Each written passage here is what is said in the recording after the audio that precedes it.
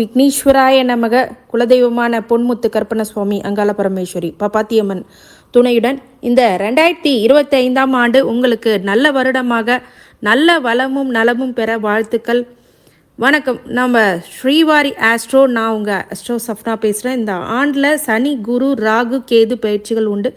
பல நல்ல விதமான மாற்றங்கள், ஏற்றங்கள் அப்படிங்கிறது நிதர்சனமான விஷயங்களில் நடக்கக்கூடிய காலகட்டம். கூடவே எந்த இடத்துல கவனமாக இருக்கணும், எச்சரிக்கையாக இருக்கணும் அப்படிங்கிற தெரிந்து கொள்ள வேண்டிய மிக முக்கியமான எளிமையான துல்லியமான பலன்கள். அனைவருக்கும் ஆங்கில புத்தாண்டு நல்வாழ்த்துக்கள். சிம்ம ராசி பார்த்தீங்க அப்படின்னா இந்த 2025 புத்தாண்டு குரு பயிற்சி, சனி பயிற்சி, ராகு கேது பயிற்சியை வச்சா ஒரு வருடக்கோல நம்ம கணிப்போம். அந்த விஷயத்தை பொறுத்து அதன் அடிப்படையில் குரு பெயர்ச்சி ஆகும்போது மே 14 வரைக்கும் 10ஆம் இடத்துல இருக்கக்கூடிய குரு, அதன் பிறகு 11ஆம் இடத்துக்கு செல்வதும், சனி மார்ச் 29 7ஆம் இடத்துல இருக்கக்கூடிய நிலையிலேருந்து, அதாவது கண்டக சனியிலேருந்து அஷ்டமன சனிக்கு பயிற்சி ஆகிறார். ராகு கேது மே 18க்குள்ளே 8ஆம் இடத்துல ராகும் 2ஆம் இடத்துல கேதுவும் இருந்து பல சங்கடங்களை கொடுத்தவர். பிறகு தன்னுடைய 7ஆம் இடத்துக்கும் முதல் இடத்துல லக்னத்துக்கு அந்த ராசிக்கே கேது வர்றது அப்படிங்கிறது எப்படிப்பட்ட விஷயங்கள் நடக்கும். பொதுவாகவே சிம்ம ராசிக்காரங்க எதுக்கு பயப்படுறீங்க அப்படின்னா, அஷ்டம சனி வருதே என்ன பண்ணலாம் அப்படின்னு. குரு உங்களுக்கு ஃபேவராக இருக்கார், ராஜ யோகாதிபதி அவர், சரிங்களா. குரு 5க்கும் 8க்கும் அதிபதி அவரே உங்களுக்கு நல்லவர், அவரே உங்களுக்கு பாதி கெட்டவருன்னு கூட சொல்லலாம். குரு 10ஆம் இடத்துல இருக்கிறது அப்படிங்கிறது ரொம்ப நல்ல பலன். மே 14க்கு வரைக்கும் உங்களுக்கு 10ஆம் இடத்துலேருந்து தன்னுடைய 3 பார்வை 2ஆம் இடத்தையும் பார்க்குறார், 4ஆம் இடத்தையும் பார்க்குறார், 6ஆம் இடத்தையும் பார்க்கும்போது தன குடும்ப வாக்கும் நல்லாயிருக்கும். வண்டி வாகன யோகம், வீடு மனை அமையிறது அப்படிங்கிறதுலாம் அந்த மே 14க்குள்ளே உங்களுக்கு நடக்கும். அதே மாதிரி நோய், எதிரி, கடன் அப்படிங்கிறதெல்லாம் கட்டுப்பாட்டுக்குள்ளே இருக்கும். ரொம்ப பிரச்சனையாக இருக்குங்க, உடல்நிலை தொந்தரவு இருக்குங்க, சரியாகும். மார்ச் 29 வரைக்கும் சரியாகும். ஒரு கடன் கட்டுப்பாட்டில் வச்சுருப்பீங்க. அதே மாதிரி எதிரிகள் அப்படிங்கிறது உங்கள் கட்டுப்பாட்டுக்குள்ளே இருப்பாங்க. 14க்கு பிறகு என்ன நடக்கும்? மே 14க்கு பிறகு குருவானவர் 11ஆம் இடத்துக்கு லாபத்துக்கு வரார். இப்போ இந்த 3 பார்வைகளும் எதை மேலே படுதுன்னா, உங்களுடைய முயற்சி ஸ்தானம், ஜெயஸ்தானத்தை பார்க்குறார் முதல்ல. அது மிகப்பெரிய வெற்றியை கொடுக்கும்.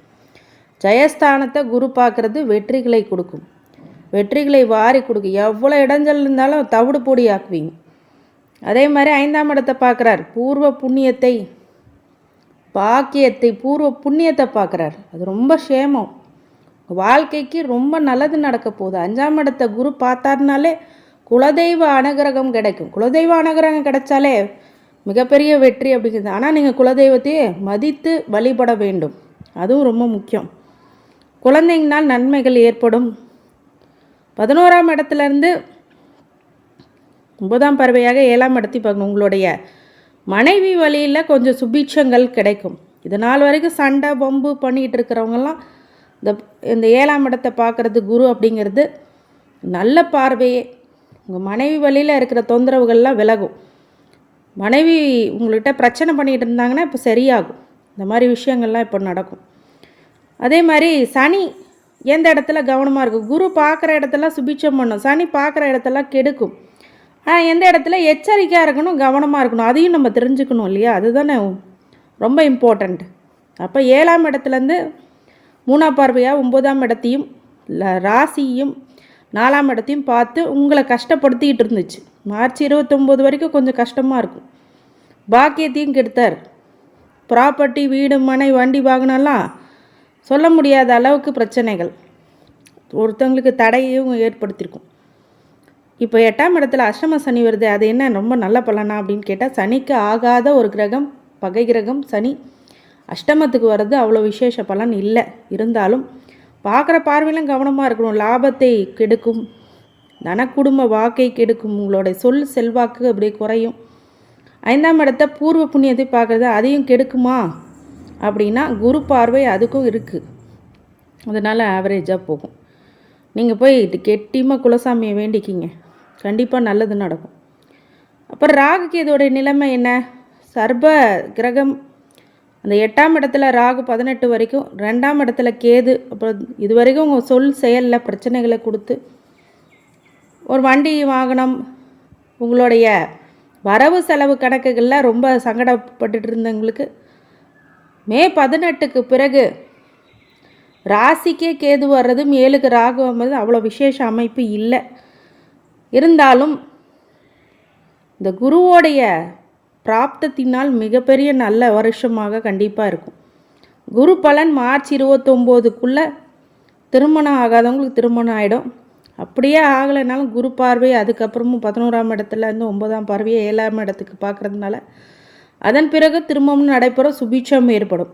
எங்கெல்லாம் கவனமாக இருக்கணும்னா அஷ்டம சனியும் ராகு கேது தான் உங்களை பாடுபடுத்தும்.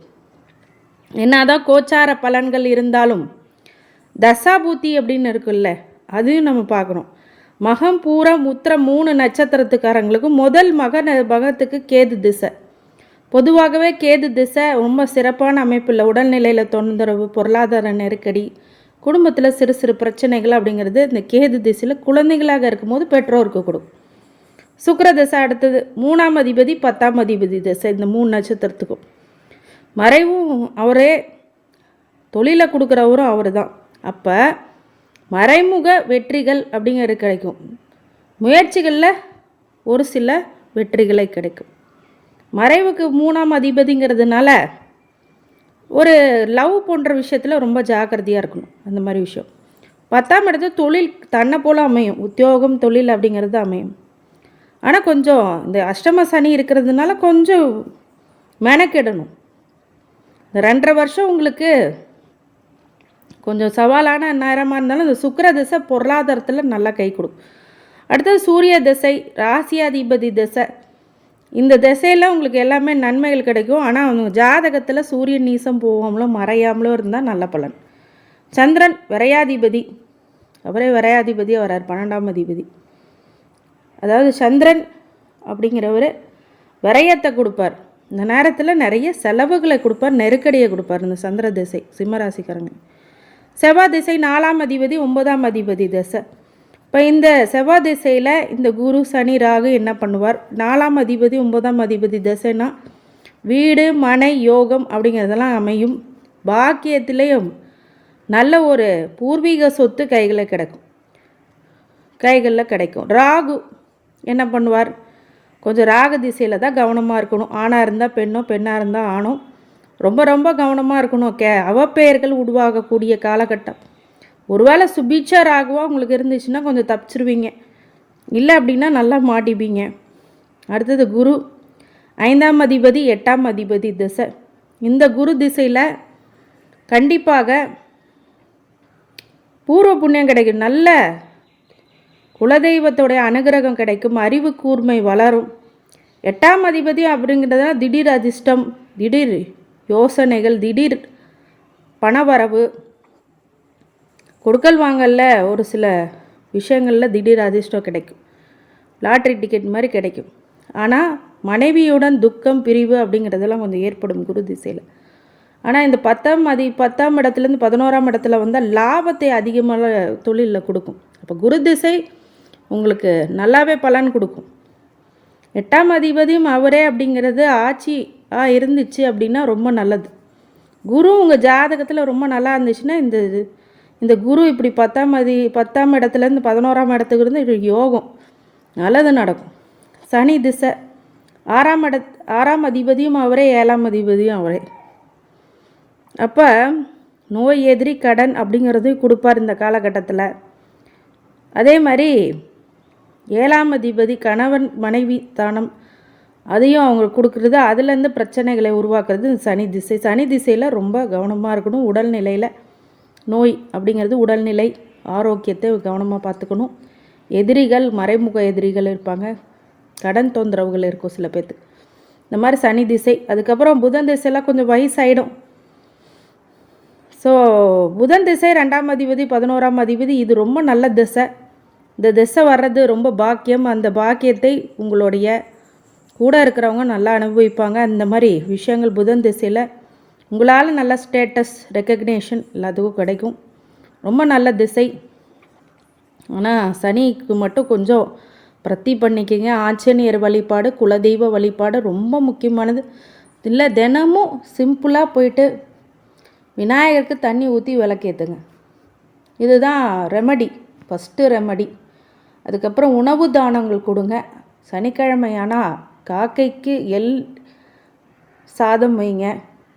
நிறைய கோயிலுக்கு போங்க. உங்களால் எந்தெந்த கோயிலுக்கு போக முடியுமோ, இன்றைக்கி போகணும், ஒரு கோயிலுக்கு போகணுன்னு நினச்சா டக்குன்னு எந்திரிச்சு போய் கோயிலுக்கு போயிட்டு வந்துடும். தினமும் கோயிலுக்கு போகிறது, ஆலயம் தொழுவது சாலவும் நன்று அப்படிங்குவாங்க. அப்படின்னா டெய்லி கோயிலுக்கு போகிறதும் ஒரு நல்லது தான். சிம்மராசிக்காரங்க அதை பயன்படுத்துங்க. நல்ல மாற்றங்கள் இருக்கும். உங்கள் குலதெய்வத்தை பிடிங்க, திதி கரெக்டாக கொடுங்க. நல்ல மாற்றங்கள், முன்னேற்றங்கள் ஒன்றும் வரும். இந்த சிம்மராசிக்காரங்களுக்கு அனைத்து ஐஸ்வர்யங்களும் சகல சௌபாக்கியங்களும் மன நிம்மதியும் ஆரோக்கியத்தை கொடுக்க வேண்டும் என என் பெருமா மகா ஈஸ்வரனை வேண்டி வணங்குகின்றேன். 2025ஆம் ஆண்டுக்கான ஆங்கில புத்தாண்டு யார் எதிர்பார்க்குறாங்களோ இல்லையோ கன்னிராசிக்காரங்க கண்டிப்பாக எதிர்பார்த்து காத்து கொண்டிருக்கிற நீங்கள் ஒவ்வொரு கோள்களுடைய 3 பயிற்சிகளின் அடிப்படையில் இந்த வருடக்கோள்களை நாம் கணித்துள்ளோம் துல்லியமாக. அதன் பிறகு கோச்சார பலன்களுக்கு அப்புறம் ஒரு தசாபூத்தி பலன்களும் எப்படி இருக்க போகிறது, இதை வச்சு தான் நம்ம முடிவு பண்ண முடியும். கோச்சார பலன் மட்டும் முக்கியம் அல்ல, அதனுடன் ஒவ்வொரு நட்சத்திரத்துக்கும் திசாபூத்தி பலன்கள் எப்படி இருக்கும் அப்படிங்கிறத பற்றியும் முழு விவரமான காணொலி. இதை பார்த்தீங்கனாலே உங்கள் லைஃப்பில் என்னென்ன சேஞ்சஸ் வரப்போகுது அப்படிங்கிறத அக்யூரேட்டாக நம்மளால் கணிக்க முடியும். முதல்ல குரு பயிற்சியிலேருந்தே ஆரம்பிப்போம். குரு, சனி, ராகு, கேது அப்படின்னு 3 பயிற்சிகள். அந்த குரு பயிற்சி மே 14 வரைக்கும் 9ஆம் இடத்துல இருக்கக்கூடிய குரு பிறகு 10ஆம் இடத்துல பயிற்சி ஆகிறார். சனி மார்ச் 29 வரைக்கும் 6ஆம் இடத்து சனியாக இருக்கக்கூடிய ரோக சனி பிறகு கண்டக சனியாக மாற இருக்கிறார். ராகு கேது மே 18க்கு உள்ள 7ஆம் இடத்துல ராகும், முதல் இடத்துல அதாவது ராசியிலே கேது இருந்து கஷ்டப்படுத்தினது பிறகு 6ஆம் இடத்து ராகுவும் 12ஆம் இடத்து கேதுவாக பிரவேசிக்கிறார். இப்போ குரு 9ஆம் இடத்துல இப்போ இருக்குது. 2025 ஜான்வரியிலேருந்து மே 14 வரைக்கும் 9ஆம் இடத்துல இருக்கும்போது தன்னுடைய பார்வைகள்னால் 5, 7, 9 பார்வையினால் உங்கள் ராசியை பார்க்குறார். அதன் பிறகு உங்கள் முயற்சி ஸ்தானத்தை பார்க்குறார் 3ஆம் இடத்தை. அதுக்கப்புறம் 5ஆம் இடத்தை பூர்வ புண்ணியத்தை பார்க்குறார். இதனால் என்னென்ன பலன் இருக்குது? பாக்கிய குருவாக இருக்கிறதே மிகப்பெரிய நல்ல பலன். பாக்கியத்தில் குரு இருந்தாலே சொந்த ஊரில் இருக்க முடியாது, ஆனால் வேறு ஊருக்கு போனால் ராஜா மாதிரி வாழ்வீங்க. அந்த மாதிரி கன்னிராசிக்காரங்களுக்கு ஒரு அமைப்பு. 9ஆம்லேருந்து 5ஆம் பார்வையாக ராசியை பார்க்கறதுனால கன்னிராசிக்காரங்களுக்கு எல்லா வகையிலுமே சுபிட்சத்தை கொடுக்கக்கூடிய குரு மே 14 வரைக்கும் உங்களுக்கு ராசிக்கே பார்க்குறாரு. அப்படிங்கும்போது உங்கள் மேலே நல்ல பெயர், செல்வாக்கு, சொல்வாக்கு அப்படிங்கிறதெல்லாம் அதிகரிக்கக்கூடியது. நீங்கள் போகிற இடத்துலலாம் பயங்கரமான செலிப்ரிட்டி மாதிரி பார்ப்பாங்க. புதுசாக விஷயங்கள் எல்லாம் சாதிப்பீங்க. நிறைய பேர் உங்களுடைய தனிப்பட்ட சாதனைகளும் தனிப்பட்ட விஷயங்களும் புகழ்ச்சி பெறக்கூடிய காலகட்டம். அடுத்தது முயற்சி ஸ்தானம். நீங்கள் எடுக்கிற முயற்சியெல்லாம் வெற்றிகளை குவிக்கக்கூடியதாக இருக்கும். அதன் பிறகு பூர்வ புண்ணியத்தில் இருக்கும்போது புத்திசாலித்தனமாக முடிவெடுக்கிறது, குழந்தைங்களால் அனுகூலம், குழந்தைங்க விஷயத்தில் ரொம்ப சிறப்பு, அவங்களுக்கு ஃப்யூச்சருக்கு ஏதாவது செய்யக்கூடிய பிளானிங் எல்லாம் ஒர்க் அவுட் ஆகிருக்கும். குலதெய்வ அனுகிரகம் கிடைக்கும். குலதெய்வ அனுகிரகம் கிடைச்சாலே போதுமே, நல்ல விஷயங்கள் நடக்குமே. சரி, மே 14க்கு பிறகு 10ஆம் இடத்துக்கு வருது. பட்டம் பதவியெலாம் காலி ஆகுமான்னு பயப்பட தேவையில்லை. புது பட்டம், புது பதவி அப்படிங்கிறது அலங்கரிக்கக்கூடிய விஷயந்தான் 10ஆம் இடத்து குரு. இது தன்னுடைய பார்வை மூலமாக 2ஆம் இடத்தை பார்க்குது. 5ஆம் பார்வையை 3 பார்வைகள் 2, 4, 6 அப்படின்னு 3 இடத்தையும் பார்க்குது. அப்போ தன குடும்ப வாக்கை பார்க்கும் போது பொருளாதார வகையில் நல்ல ஏற்றங்கள், மாற்றங்கள், குடும்பத்தில் சிறப்பு, குடும்பத்தில் சுப நிகழ்ச்சிகள் அப்படிங்கிறதெல்லாம் நடந்தேறும். அதே மாதிரி உங்கள் வாக்குக்கு, உங்கள் சொல்வாக்கு, செல்வாக்கு அப்படிங்கிறது கூடக்கூடியது. உயர் அதிகாரிகளே பார்த்து மிரளக்கூடிய நல்ல அமைப்பு வருது. 4ஆம் இடத்தை பார்க்குது. சொத்து சுகங்கள் வாங்கக்கூடியதாகவும் வீடு மனைனால் சிறப்புகளும் கண்டிப்பாக இருக்கும். உங்கள் தாயார் உடல்நிலை நல்லா இருக்கும் குரு பார்வையில். 10ஆம் இடத்துலேருந்து அடுத்த பார்வை என்ன? 9ஆம் இடத்தை பார்க்கும்போது, 9ஆம் பார்வையாக 6ஆம் இடத்தை பார்க்கும்போது கண்டிப்பாக இந்த இடத்துல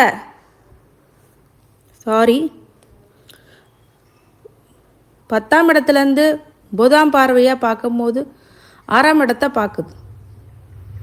6ஆம் இடத்தை பார்க்கும்போது ருணு ரோக சத்ருஸ்தானம் அப்படிங்கிறத, அதாவது என்னென்னா நோய், எதிரி, கடன் எல்லாமே உங்கள் கட்டுப்பாட்டுக்குள்ளே வச்சுருப்பீங்க. அப்படியே கண்ட்ரோல் பண்ணுவீங்க. அதெல்லாம் குரு பார்த்துப்பார். சரி, சனி என்ன பண்ணுவார்? சனி வந்து மார்ச் 29 6ஆம் இடத்துல இருக்கு. அப்போ எந்த இடத்தெல்லாம் நீங்கள் கவனமாக இருக்கணும் அப்படிங்கிறது, நோய், எதிரி, கடன் ஏற்கனவே குரு கட்டுப்பாட்டில் வச்சுருக்கிறதுனால பெரிய தவறுகள் உங்களுக்கு சனினால் வராது. ஆனால் பார்க்குற பார்வைக்கு பலம் அதிகம் இல்லையா? இப்போ 3 பார்வை 3 7 10ங்கிற பார்வை மூலியமாக 8 12 3 அப்படிங்கும்போது கண்டிப்பாக இந்த 8ஆம் இடம் கொடுக்கல் வாங்கல், மறைமுக எதிர்ப்பு இதெல்லாம் வந்து அதிகரிச்சிருக்கும். உங்களுக்கு பின்னாடி என்னென்னமோ பண்ணுவாங்க, அதெல்லாம் நீங்கள் பார்த்துட்டு இருந்திருப்பீங்க. 12ஆம் இடத்து விரயத்தையும் பார்க்குறார். இப்போ விரயத்தை பார்த்தா என்ன? நிறைய விரய செலவுகள் ஆகும், கடன் படக்கூடிய சூழ்நிலைகள் உருவாகும், அவமானப்படக்கூடிய சில பேருக்கு சூழ்நிலை அமைஞ்சிருக்கும். 6ஆம் இடத்துலேருந்து 10ஆம் பார்வையாக 3ஆம் இடத்தை பார்க்குது. அப்போ முயற்சி ஸ்தானத்தையும் பார்க்குது. இது மே 14 வரைக்கும் குரு வந்து உங்களுக்கு முயற்சி ஸ்தானத்தை பார்க்கறதுனால சனி ஒன்றும் பெரிய பாதிப்புகள் இல்லை. இந்த 3ஆம் இடத்தை பார்க்குறது முயற்சிகள் தடைக்கு பிறகு நன்மைகள் அதிக அளவில் நடக்கும். அடுத்தது சனி 7ஆம் இடத்துல வராரு. இப்போ தான் விஷயமே. கண்டக சனி மார்ச் 29க்கு அப்புறம் உங்களுக்கு கண்டக சனியாக வருகிறார். இந்த கண்டக சனியாக வர இடத்துல பார்த்தீங்க அப்படின்னா 9 1 4 அப்படின்னு அந்த 3 இடத்தையும் பார்க்குறாரு. அப்போ என்ன ஆகும்? பாக்கியத்தை கெடுக்கக்கூடியதாகவும், அதாவது பூர்வ புண்ணியத்துலேருந்து வீட்டில் இன்னொரு இடத்துலேருந்து இன்னொரு இடத்துக்கு சேஞ்ச் ஓவர் ஆவீங்க. உங்கள் ராசியை பார்க்குறாரு, அது மிகப்பெரிய பிரச்சனை. ராசியை சனி பார்க்கும்போது குரு பார்வை ராசிக்கு இல்லை. அப்படிங்கும்போது கொஞ்சம் எடுக்கிற முயற்சிகள் நம்ம சுய சிந்தனையில் யோசித்து செயல்படணும். 7ஆம் இடத்து சனி வரும்போது கணவன் மனைவிக்கிடையே பிரச்சனைகள் உருவாகும் கண்டிப்பாக. அதனால் ஜாகிரதையாக இருக்கணும். அவர் லக்னத்தையே பார்க்கறதுனால சனி பார்ட்னர்ஷிப்னால தான் தலைவலியே வரும், பிஸ்னஸ் பார்ட்னர்னாலேயோ லைஃப் பார்ட்னர்னாலேயோ. சரி, 7ஆம் இடத்துலேருந்து அடுத்த பார்வை 4ஆம் இடத்தை பார்க்கும்போது சொத்து சுகங்களில் தாயார் உடல்நிலையில் பிரச்சனை வரும்ன்றது விதினாலும் குரு பார்வை 4ஆம் இடத்துக்கு இருக்குது அப்படிங்கிறதுனால பெரிய ஒன்றும் கெடுதல்கள் இருக்காது. இது சனியோடைய நிலை. ராகு கேது மே 18 வரைக்கும் 7ஆம் இடத்துல ராகுவும் ராசியிலே கேதுவும் இருக்கிறது விலகி, அதன் பிறகு மே 18க்கு பிறகு 6ஆம் இடத்து ராகும் 12ஆம் இடத்து கேதுவும் வர்றது ஒரு சிறப்பு தான். ஏன்னு கேட்டிங்கன்னா, ராசியிலேயே போய் கேது உட்கார்ந்துருந்து உங்களை மனக்குழப்பத்தையும் மனசங்கடத்தையும் வாழவே வேணாங்கிற விருப்பமற்ற நிலையும் கொடுத்துருப்பாரு. அதெல்லாம் மாறும் மே 18க்கு பிறகு. சரி, இதெல்லாம் கோச்சார நிலைகள், இது பொறுத்து தான் இப்போது உங்களுக்கு வேலை செய்யும். சரி, நட்சத்திரங்களில் உத்திரம் அஸ்தம் சித்திரை நட்சத்திரம் கன்னிராசிக்கு. உத்திரம் அஸ்தம் சித்திரை. இதில் உத்திரத்துக்கு சூரிய திசை முதல் திசை, அஸ்தம் வந்து சந்திர திசை முதல் திசை, சித்திரைக்கு செவ்வாய் திசை முதல் திசை. சரி, உத்திரம் இப்போ சூரியன் முதல் திசைன்னா அந்த சூரியன் வந்து மற்றதுக்கு திசை கிடையாது. அஸ்தம் சித்திரைக்கெலாம் இது 12ஆம் அதிபதி சார். நீங்கள் பிறக்கும் போதே விரையாதிபதியாக பிறக்கிறீங்க. அப்போ உங்கள் குழந்தைங்க உத்திர நட்சத்திரமாக இருந்தால் குழந்த உடனே பெற்றோர்களுக்கு நிறைய செலவு வைக்கும். அது இந்த காலகட்டத்தில் அது நடக்கும். சந்திர திசை 11ஆம் அதிபதி, அது கொஞ்சம் வளர்ந்து சந்திர திசை நடந்துச்சுன்னா, இப்போ அஸ்த நட்சத்திரத்தில் பிறக்கிறாங்க அப்படின்னா உத்திர நட்சத்திரத்தில் சந்திர திசை 2வது திசை. இந்த 11ஆம் அதிபதி திசை முன்னாடி லாபத்தை கொடுக்கக்கூடிய குழந்தையாக கண்டிப்பாக இருக்கும் பெற்றோர்களுக்கு. அடுத்தது செவ்வாய் திசை 3ஆம் அதிபதி 8ஆம் அதிபதி திசை. அஸ்த நட்சத்திரக்கும் செவ்வாய், சித்திரைக்கும் முதல் திசையே செவ்வாய். இப்போ 3ஆம் அதிபதி 8ஆம் அதிபதி மறைவு திசையாக பிறக்கும் போதே கொஞ்சம் யோசித்து செயல்படணும். இந்த செவ்வாய் திசையில் பிறக்கிறவங்களுக்கு கோபம் அதிகமாக இருக்கும். தன்னுடைய பிடிச்ச புயலுக்கு 3 கால். இந்த செவ்வாய் திசையில் மறைவு புது முயற்சிகள் பண்ணுறது 8ஆம் அதிபதினா அதனால் அவமானம் ஏற்படுது, பெற்றோர்களுக்கு கொஞ்சம் கொஞ்சம் காட்டும். அது சனி 7ஆம் இடத்துக்கு மார்ச் 29க்கு அப்புறம் இந்த செவ்வாய் திசையில் உள்ளவங்க கொஞ்சம் ஜாக்கிரதையாக இருக்கும். அறுவை சிகிச்சை போன்ற விஷயங்கள் இருக்கிறதுனால எதுலேயுமே ஆரோக்கியமான உடல், ஆரோக்கியமான விஷயத்தை தேர்ந்தெடுத்து சாப்பிட்றது ரொம்ப நல்லது. அது கண்டிப்பாக பார்த்துக்கணும். ராகு மே 18 வரைக்கும் 7ஆம் இடத்துல இருக்கக்கூடிய ராகு நிறைய பேருக்கு திருமண தடை பிரச்சனைகளை கொடுத்தாலும் அடுத்து வருகின்ற 6ஆம் இடத்து இந்த சேஞ்ச் ஓவர் ஆகும்போது இந்த நோய் எதிரி கடன் அப்படிங்கிறத கட்டுப்படுத்தும். அதே இல்லாமல் ராகு 6ஆம் இடத்துல இருக்கும்போது கண்டிப்பாக எதிரிகளை மிரள்வார்கள், அந்த மாதிரி விஷயம் இருக்கும். ஆனால் உங்கள் ஜனன கால ஜாதகத்தில் ராகு திசை அவயோகமாக இருந்துச்சுன்னா தான் பிரச்சனை. யோகமாக குரு பார்வையெல்லாம் இருந்ததுன்னா பிரச்சனை இல்லை அப்படின்னா அசிங்கத்தை அவமானத்தை கொடுத்துரும். அதனால் ராகு திசை இருந்துச்சுன்னா தயவு செய்து பக்கத்தில் இருக்கிற நல்ல ஜோதிடர்கிட்ட இல்லை உங்களுக்கு தெரிஞ்ச ஜோதிடர்கிட்ட என்னுடைய நம்பர் இங்கே கீழே போயிட்டுருக்கு, அந்த ஐஸ்வர்யம் அந்த கான்டாக்ட் நம்பரில் எனக்கு கன்சல்டேஷன் எடுத்துக்கலாம். ராகு திசை ரொம்ப முக்கியமானது. 18 வருடங்கள் அந்த ராகு திசைக்கு நீங்கள் எடுத்துக்கலாம். குரு 4ஆம் அதிபதி 7ஆம் அதிபதி இது ஒரு சூப்பரான திசை. உத்திரம் அஸ்தம் சித்திரை இந்த குரு திசை வந்தான்னா திருமண பாக்கியம் கைகூடும், வீடு மனை யோகம், புத்திர பாக்கியம், நல்ல விஷயங்கள், தாயார் உடல்நிலை, தாயாருடைய சொத்து இதெல்லாம் கிடைக்கும். வீடு மனை யோகம்லாம் கண்டிப்பாக உண்டாகும். நல்ல பிராப்தம் இருந்துச்சுன்னா கிரகப்பிரவேசம் பண்ணுவீங்க. சில பேர் பெரிய வீடெல்லாம் இப்போ கட்டுவீங்க, வீடு மனையெல்லாம் வாங்குவீங்க. 7ஆம் அதிபதியும் நல்லா இருக்கிறதுனால திருமண யோகம் உண்டாகும், திருமணம் நல்ல குடும்ப அமைப்பு உருவாகும் இந்த குரு திசையில். அடுத்தது சனி 5ஆம் அதிபதியும் அவரே 6ஆம் அதிபதியும் உங்களுக்கு அது இந்த 7ஆம் இடத்துக்கு வரும்போது மார்ச் 29க்கு ரொம்ப கவனமாக இருக்கணும். சனி திசையில் உள்ளவங்க நோய் எதிரி கடன் ஏதாவது ஒன்று உருவாக்கி கஷ்டப்படுத்தும். அதே மாதிரி குலதெய்வ வழிபாடு தடைப்படும். அதை மீறி நீங்கள் சனி திசையில் கும்பிட்டு வரதான் நன்மை ஏற்படும். சனி திசையில் அவ்வளோ சீக்கிரமாக குலதெய்வத்தை இது பண்ண விடாது. அதுவும் 5ஆம் இடத்துல இருக்க சனி பூர்வ புண்ணியத்தை கெடுக்கும்.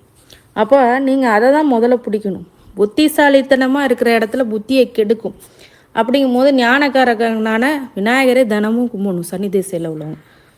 அதெல்லாம் பண்ணிட்டீங்கன்னா ரொம்ப சேமமாக இருப்பீங்க. புதன் திசை ராசியாதிபதியும் அவரே 10ஆம் அதிபதியும் அவரே. அப்போ ராசியாதிபதி என்ன பண்ணுவார், ரொம்ப நன்மையை கொடுவார். 10ஆம் அதிபதினா தொழில் மூலியமாக மிகப்பெரிய வெற்றி, பட்டம் பதவி புகழ் அப்படிங்கிறதெல்லாம் ஆட்டோமேட்டிக்காக வரும். கேது திசை மே 18 வரைக்கும் உங்களை படாத பாடுபடுத்திடும். பிறகு 12ஆம் இடத்துக்கு வரும்போது ஓரளவுக்கு விரைய மட்டும் பண்ணிட்டு விட்டுரும். சுக்கிர திசை 2ஆம் அதிபதியும் அவரே 9ஆம் அதிபதியும் அவரே. தன குடும்ப வாக்குலையும் நல்லா அவங்க சுற்றி இருக்கிறவங்களாம் மிகப்பெரிய ஃபேமும் இருக்கும். உங்கள் குழந்தைங்க எல்லாமே நல்ல புகழடையக்கூடியவர்களாக இருப்பாங்க. தன குடும்ப வாக்கு எல்லாத்துலேயும் செல்வாக்கு மிகுந்தவர்கள். 9ஆம் அதிபதியும் அவர்னா பூர்வ புண்ணியமும் உங்களுக்கு நல்லா இருக்கும். சுக்கிரன் இருக்கும்போது நிறைந்த ஒரு பாக்கியத்தை உங்கள் பூர்வ புண்ணியத்தை பொறுத்து பலனை கொடுக்கும். இந்த 2ஆம் அதிபதி 9ஆம் அதிபதி. இந்த கன்னிராசிக்காரங்களுக்கு குரு பயிற்சியும் நல்லா இருக்குது, ராகு கேதும் நல்லா இருக்குது. சனி மார்ச் 29 வரைக்கும் சூப்பராக இருக்குது. அதற்கப்புறம் வருகின்ற அந்த கண்டக சனி மட்டும் கொஞ்சம் கணக்கில் எடுத்துக்கிட்டிங்க அப்படின்னா இந்த வருடம் மிகப்பெரிய ஒரு நல்ல பிரம்மாண்ட வெற்றி. ஆனால் சனி 7ஆம் இடத்துக்கு வரும்போது ஹஸ்பண்ட் அண்ட் ஒய்ஃப்குள்ளே அட்ஜஸ்ட் பண்ணி போங்க. அதே மாதிரி ப்ராப்பர்ட்டி விஷயத்தில் எல்லாம் கவனமாக இருங்க. பூர்வீக சொத்து இந்த மாதிரி விஷயத்துலலாம் ரொம்ப ஜாக்கிரதையாக இருக்கணும், அலைச்சலை கொடுத்துரும். இந்த சனி 7ஆம் இடத்துல இருக்கிறதுக்கு குலதெய்வ வழிபாடு ரொம்ப முக்கியமாக. தினமும் விநாயகரை தண்ணி ஊற்றி ஒரு விளக்கு ஏற்றி வைங்க. இந்த கண்டக சனியில் அதெல்லாம் ஒன்றுமே பண்ண முடியாது. அதே மாதிரி 4 பேர்த்துக்கு அன்னதானம் பண்ணுங்க. அதே மாதிரி கோயிலுக்கு ஆஞ்சநேயர் கோயிலுக்கு சனிக்கிழமை போங்க. சனிக்கிழமை போயிட்டு ஒரு வாரம் வெத்தலை மாலை போடுங்க, ஒரு வாரம் வெண்ணெயை கொடுங்க தானமாக, வெண்ணெய் செந்தூரத்தோடு கலந்து பூச சொல்லுங்கள். ஆஞ்சநேயர் சிலைக்கு பூசி விட்டு அதன் பிறகு ஒவ்வொரு ரொம்ப கடினமாக வேலை செய்யக்கூடியவங்க, சர்வீஸ் ஓரியன்ட் பீப்புள்ஸ், ரொம்ப லோ இதில் இருக்கிற கஷ்டப்படுறவங்களுக்கு நீங்கள் அன்னதானம் பண்ணுங்கள், பண உதவி பண்ணுங்கள், படிப்புக்கு உதவி பண்ணுங்கள். இதெல்லாம் பண்ணிங்க அப்படின்னா மிகப்பெரிய வெற்றி அப்படிங்கிறது கன்னிராசிக்கு உரியதாகும். சனிக்கு மட்டும் கொஞ்சம் இந்த மாதிரி விஷயங்கள்லாம் பண்ணிக்கிங்க. மற்றபடி இந்த ஆண்டு ராகு கேது குரு மிகப்பெரிய அளவில் கை கொடுக்க போகிறார். மார்ச் 29 வரைக்கும் சனி உங்களுக்கு நல்லது தான் பண்ணுவார். அதன் பிறகு கொஞ்சம் மாற்றங்கள் இருக்கிறதுனால அதை மட்டும் கவனத்தை எடுத்துக்கோங்க. மற்றபடி உங்களுக்கு இது மிகப்பெரிய நல்ல ஆண்டாக பிரம்மாண்ட வெற்றியை கொடுக்க நான் மகா ஈஸ்வரனை வேண்டி வணங்குகின்றேன்.